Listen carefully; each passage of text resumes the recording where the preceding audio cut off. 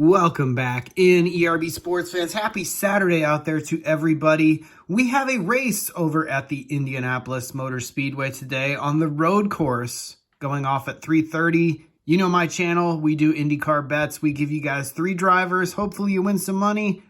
This is going to be a wild race. Trust me on that.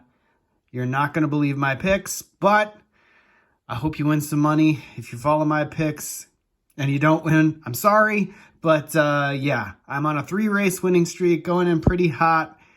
The GMR Grand Prix at the Indianapolis Motor Speedway on the road course, running the opposite direction at the Indianapolis Motor Speedway. They've been doing it for quite a few years now. It's an okay road course, not my favorite road course by any means. I would call it a very average road course. There's no elevation changes, no crazy sections of the track that are very memorable. It's just kind of a ho-hum track around the Indianapolis Motor Speedway, but let's go ahead and get into the odds. I'm going to do a little bit of a more full field run when it comes to odds, and then recap what I think will probably happen in the race. So the first thing we got to look at is we have weather potentially coming up at 3 o'clock. Last year, this race was run in heavy rain, on and off. It led to a very, very wild race, and anybody can win races like that. So that is one thing we have to expect is the unexpected. Colton Herta last year won that race with a really good save when it was kind of wet, dry conditions, ended up taking the victory and almost pouring down, non-visible conditions at the very end of the race. So we really don't know what to expect. Indianapolis in May is very unexpected, very, very volatile. There is some definitely unsettled air. I was out over at Lowe's earlier, and yeah, you can tell it's going to rain today. We just don't know when. So, on the pole, we have Christian Lundgaard for Rahal Letterman, Lanigan Racing. That is his first pole, I believe. Many, many people believe he is definitely going to break through for a win. The Rahal cars were fast pretty much all weekend. Graham Rahal, Jack Harvey, and Christian Lundgaard, all of them had pretty fast cars throughout practice.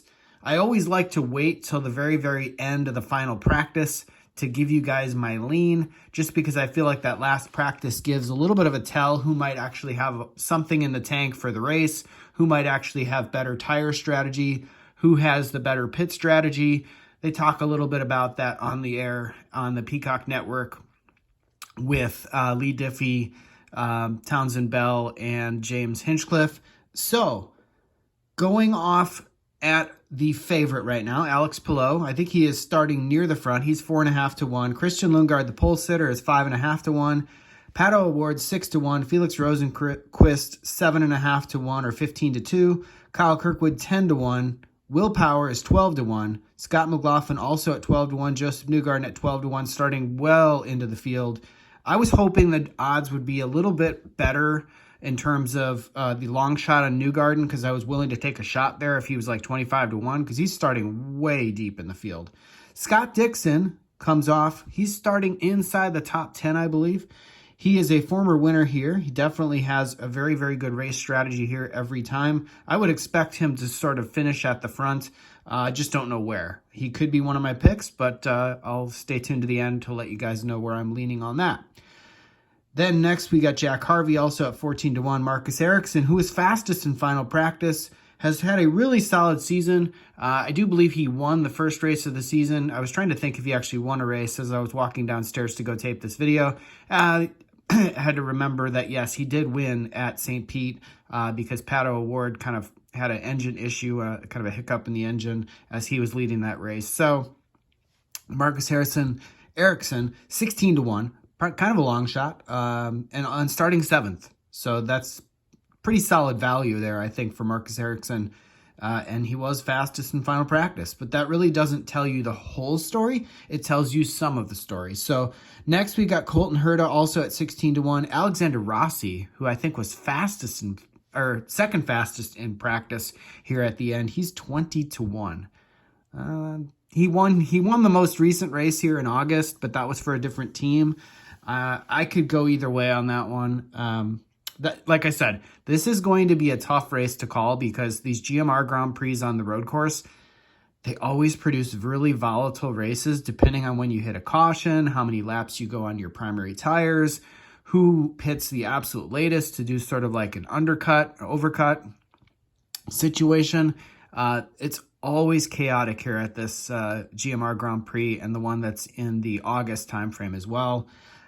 If I had to say where am I at in terms of confidence, I'm not at 100% on this one, but I'm willing to take some long shots to try to win big. So we're going to continue to go through the field and let you guys know who other drivers are and their odds. We've got Graham Rahal. He is starting near the front. He's 22-1. That's pretty good value, but many people don't believe in Graham Rahal and that team. They feel like that team will probably drop off. But his pole sitter teammate, Christian Lundgaard, obviously near the favorite at 5.5-1. So it could be good value on Graham Rahal at 22-1.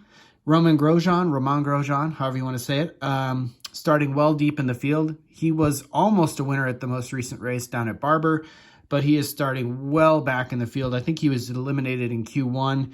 He's at 25-1. And then the rest of the guys here that are longer than 40-1 long shots, the only ones I'd really mention in here that I think could have a chance to finish near the front. It's so competitive in IndyCar, but you never know what'll happen. Rinus VeeKay, a former winner here, he's 40-1. Marcus Armstrong starting, I believe, 11th. He was sort of fast in the warm-up here this morning. He's 50-1. 50-1. That is such a long... I can't believe they did this with the odds. It seems so weird why Draftkings did this with the odds. Alex Palou, 4.5-1. He's not starting on the pole. He's the favorite. But you've got guys like his teammate, Marcus Armstrong, who's shown signs of speed this year. He's at 50-1. That's crazy. So anyway, where am I leaning with my picks?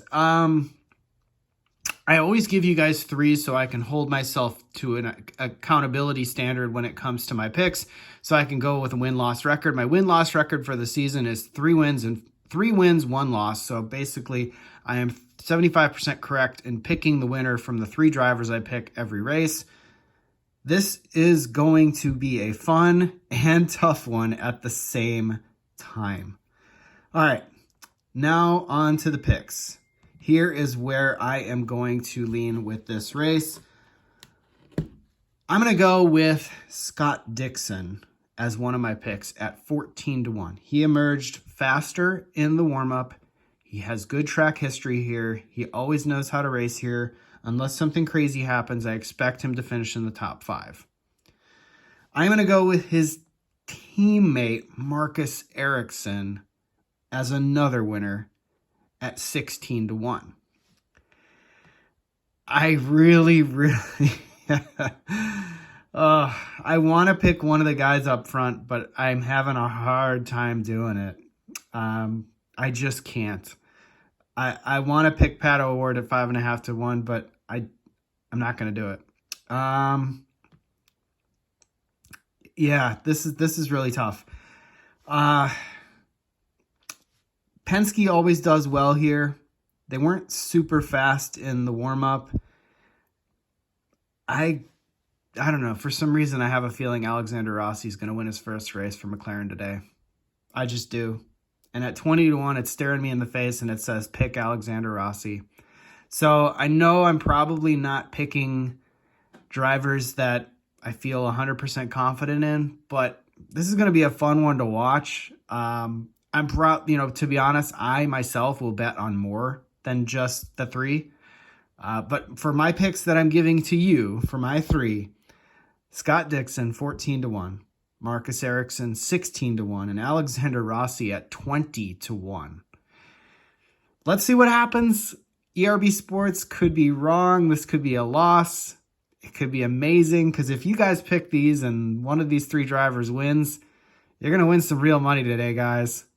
So enjoy the race. You never know what's going to happen. If anything changes as the race gets closer, I'll give you guys an update. Stay tuned for more content. We're almost to 450 subscribers, on our way to 500. We're going to probably try and do some giveaways as we get to 500, and hopefully you guys could stay tuned for that. Thanks again, everybody, and I'll see you in the next video.